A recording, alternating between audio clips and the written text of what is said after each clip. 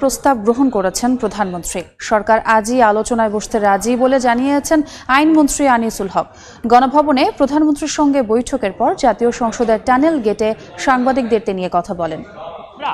তাদের সাথে বসবো এবং আমরা এটাও বলতে চাই যে তারা যখনই বসতে রাজি হবে, এটা যদি আজকে হয়, আজকেই আমরা বসতে রাজি আছি। দ্বিতীয়ত, মাননীয় প্রধানমন্ত্রী আমাকে ঘোষণা দিতে বলেছেন যে এই আগামী 7ই অগস্ট 2024 সালে যে মামলাটা শুনানির কথা ছিল, সেই মামলাটা শুনানিটা এগিয়ে আনার জন্য ব্যবস্থা নিতে আমি সেই মর্মে বাংলাদেশের অ্যাটর্নি জেনারেলকে নির্দেশ দিয়েছি যে আগামী রবিবার তিনি বাংলাদেশের সর্বোচ্চ আদালতে আপিল বিভাগে আবেদন করবেন যাতে মামলাটা শুনানির তারিখ তারা এগিয়ে আনেন। তৃতীয়ত হচ্ছে যে আপনারা জানেন যে গতকালকে মাননীয় প্রধানমন্ত্রী তার ভাষণে বিচার বিভাগীয় তদন্ত কমিটির কথা ঘোষণা দিয়েছিলেন।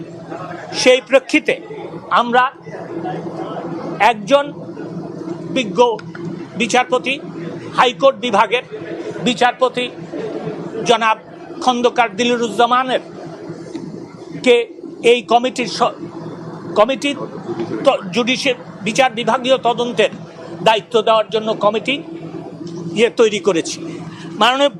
এই প্রস্তাব মাননীয় প্রধান বিচারপতির কাছে যাবে। মাননীয় প্রধান বিচারপতি, আমার বিশ্বাস, নিশ্চয়ই সরকারের যেহেতু এটা দায়িত্ব, তিনি সেই প্রেক্ষিতে মাননীয় বিচারপতি জনাব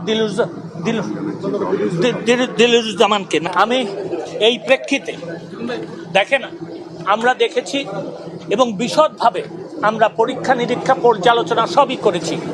দেখা যায় যে যারা কোমলমতি কোটা বিরোধী আন্দোলন করছেন, যে শিক্ষার্থীরা, তাদের কিন্তু এই কটা দাবি ছিল এবং যেহেতু সরকার তাদের দিক বিবেচনা করে এই দাবিগুলিতে রাজি হয়েছেন, আমার মনে হয় আজকের থেকে আন্দোলন করার আর কোনো প্রয়োজন নাই।